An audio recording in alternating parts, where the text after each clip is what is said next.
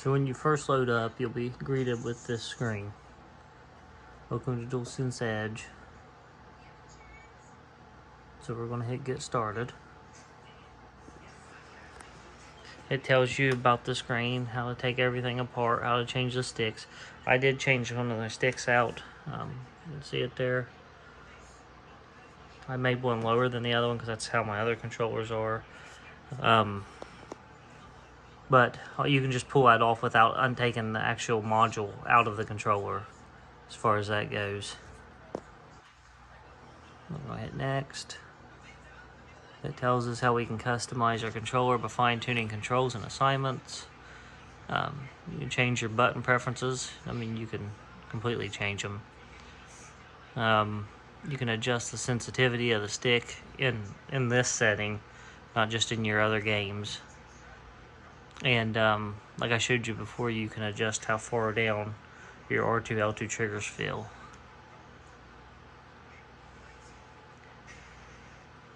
And then looks like you can save custom profiles based off of what kind of game you're playing and where you want them buttons to be mapped.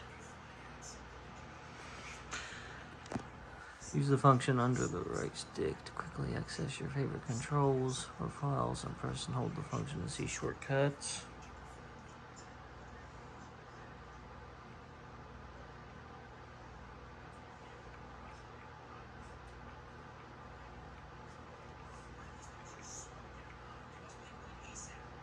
Okay, next.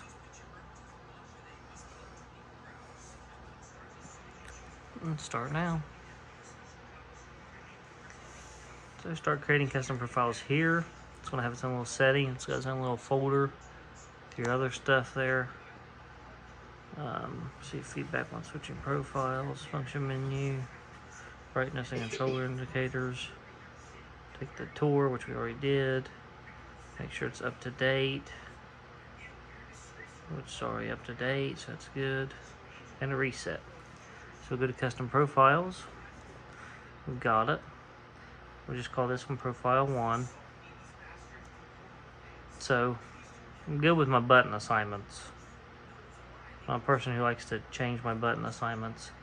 Now these buttons back here on the back of the controller, I would like to map those though. So if I'm in a gunfight, I can, I think I like to map the left one there to be with my, my circle button. Oh, I didn't do that right. So I'm going to click it first, and then this is where it brings up a menu. And you can see it very well. It's a little bright. But I'm going to go to circle. I'm going to map it to my circle button. And then on this side, I don't have it mapped to anything as of right now. But I think I might map it to my, maybe my square button, my reload button. We'll just try that for a little bit, see how it feels. And we're going to apply it. Stick sensitivities and dead zones. So there's my left stick. It's pretty normal. I got the bigger thing on it.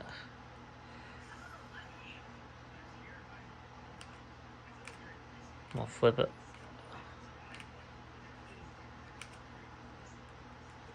See, it don't seem to go back all the way to the right. There we go. So let's see what our sensitivity curve is. Let's do, my left one's just the one I run around with, really, and look up and down with. Yeah,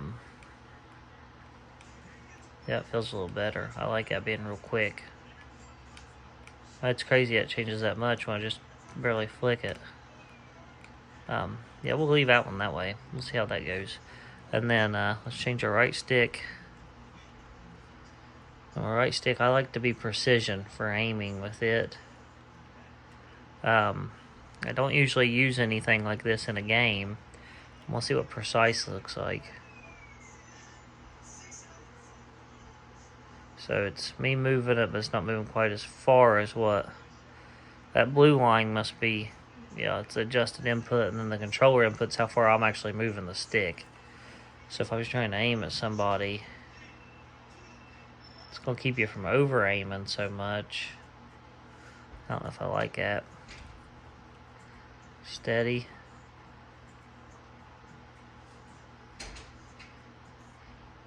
Steady feels a little tighter for sure. Digital. I don't think I care for that. Let's see what dynamic is.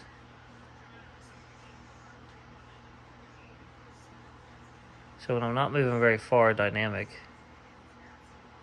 kind of slowly adjusts. When I push it out there, it kind of goes way above where I'm pushing on that curve. So I think we'll stick to